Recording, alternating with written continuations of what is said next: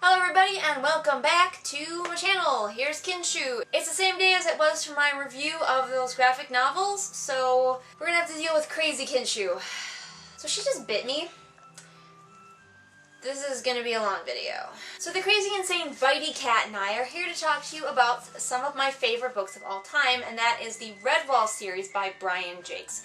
Brian Jacques is a Liverpoolian author who has unfortunately passed away a few years ago, but he was an extremely prolific writer, and he wrote primarily in this universe of the Redwall series.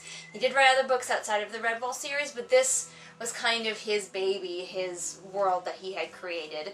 Brian Jacques actually got the idea to write the Redwall series from stories that he would tell. He liked to tell stories to blind children, and so he would be telling them these stories about these animal characters that were going on these grand adventures, living these great swashbuckling, adventurous lives, and someone overheard him and said, you know, maybe you should write these down, and thus the Redwall series was born. Aside from being an overall amazing human being, Brian Jacques is one of the greatest inspirations to me to become a writer. His books were some of the first books that I ever connected to an actual physical author. You know how when you're a kid you just read books and you don't think about who wrote them?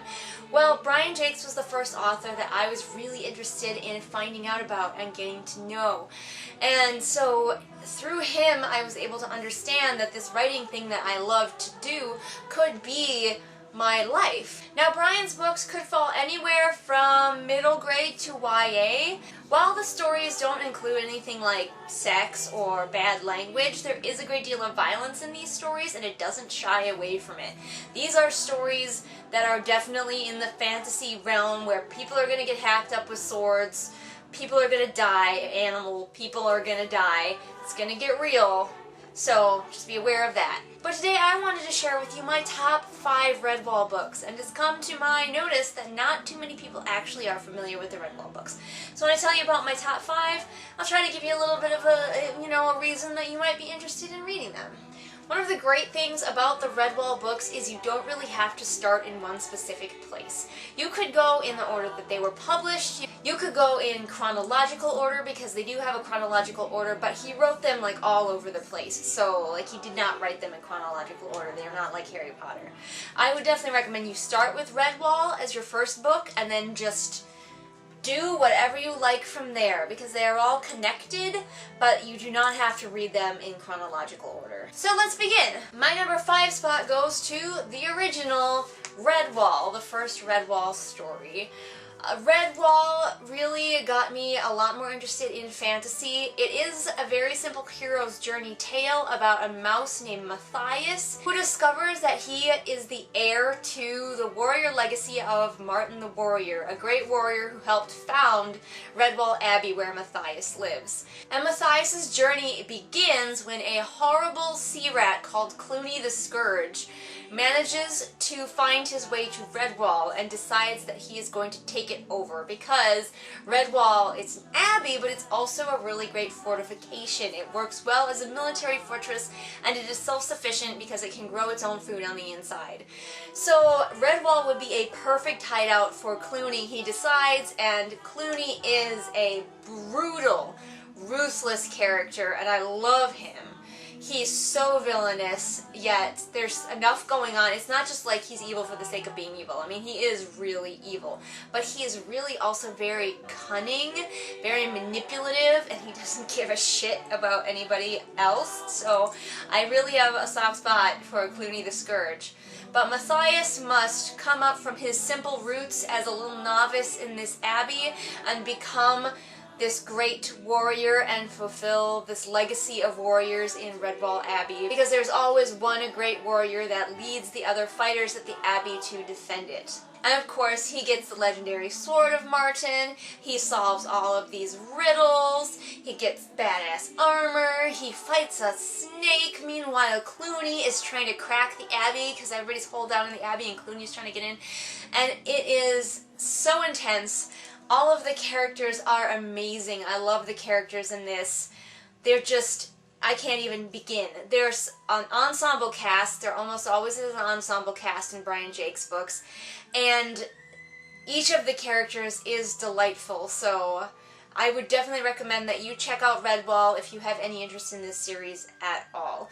Now, because this is the first book, it is a little bit different from the other ones. Brian has not cemented the lore precisely in the first one, but you'll be able to pick up on it easily enough as you go into the future books. My number 4 spot goes to The Bellmaker.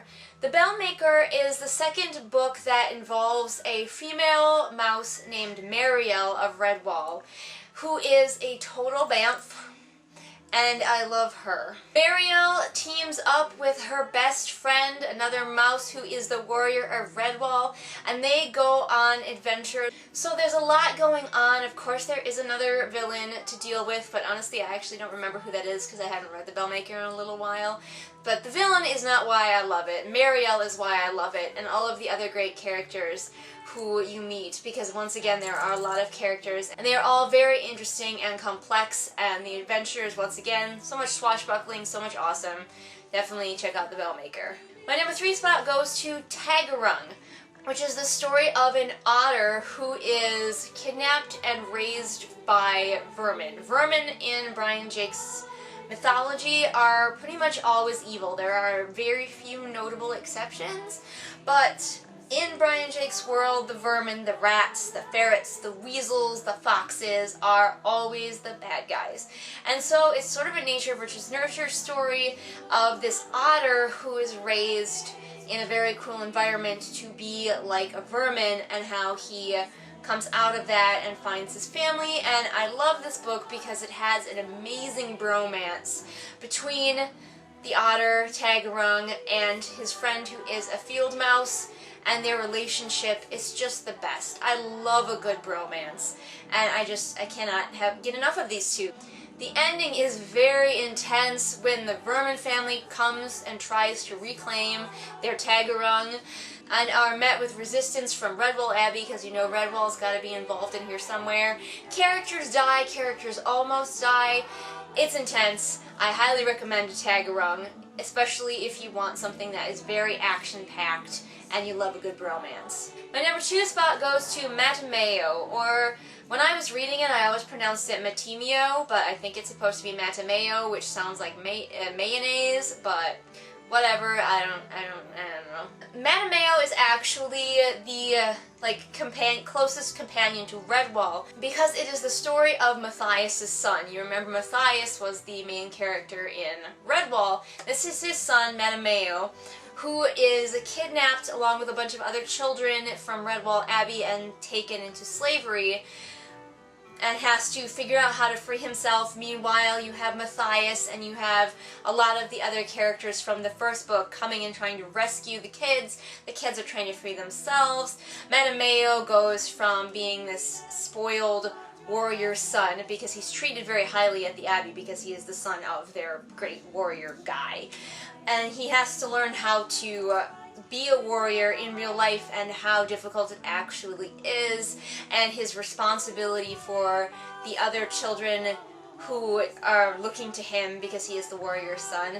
But the main reason that I love this book is for the villain, this masked fox. And he is very cunning, and he is very ruthless. And he has ties to the original Redwall story as well. He was a minor character in Redwall, and now he's back. And it's not good that he's back for the Redwall characters, because Slegar is not an okay guy. I mean, his name is Slegar the Cruel, so what do you expect? But he wears this mask, and he's very mysterious, and everything that I love in a villain, really, is he's great. So, it's an amazing book. It's very adventurous. You get to see a lot of your favorite characters from the first Redwall again, plus all these new characters. There's a lot of character development. So Mattimeo definitely deserves the second slot. And my number 1 spot, which some of you might be able to guess if you pay attention, is Lord Brocktree. Lord Brocktree takes place way before the original story of Redwall takes place. Lord Brocktree is one of the ancient Badger Lords who goes to the Badger Lord Mountain of Salamandastron. which I won't explain too much about, but let's just say that there's a mountain that badgers rule out of. I don't even really know how to describe how the badger lords are, but they're amazing. And the badger lords are always accompanied by, for whatever reason in this world, these hares, rabbits, which are their warriors and their friends and their companions and their subordinates, essentially.